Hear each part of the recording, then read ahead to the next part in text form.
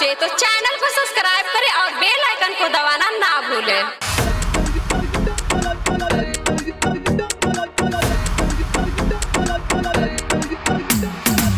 Music by DJ Vikas Sitamarhi.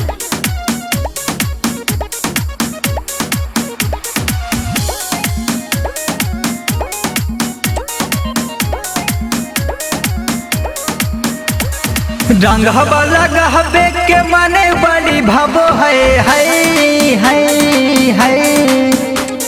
रंग वाला गहबे के माने बड़ी भावो है। फलानामा के बेटी आज होलिया में आबो है। छौड़ी बिना तनिको हो मने नहीं लगो है। फलानामा के बेटी आज होलिया में आबो है।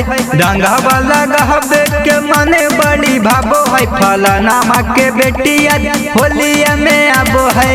होलिया में आबो है रे, होलिया में आबो है। Anari recording studio Tallu Chowk Sheikhpura. Music by DJ Vikas Sitamarhi. मुझको बुलाती है पास वो आती है। लेके अबीर गाल पर वो लगाती है। गाल पर लगाती है, गाल पर लगाती है। मुझको बुलाती है पास वो आती है। लेके अबीर गाल पर वो लगाती है, गाल पर लगाती है। चुम्मा लेवे के मन हमारे लुभावो है। चुम्मा लेवे के मने हमारे लुभावो है। फलानामा के बेटी आज होलिया में आबो है। छौड़ी बिना तनिको मने नहीं लगो है। फलानामा के बेटी आज होलिया में आबो है। होलिया में आबो है रे, होलिया में आबो है। डीजे लाडो रानी शेखपुरा।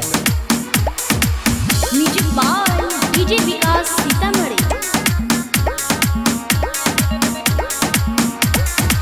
कहतिल जवानी उसकी हरे बियादा है।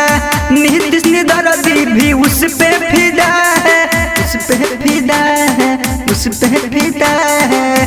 कहतिल जवानी उसकी हरे बियादा है। नीतीश निदर्दी भी उस पे फिदा है, उस पे फिदा है। दोनों नयन से दुनाली चलाबो है।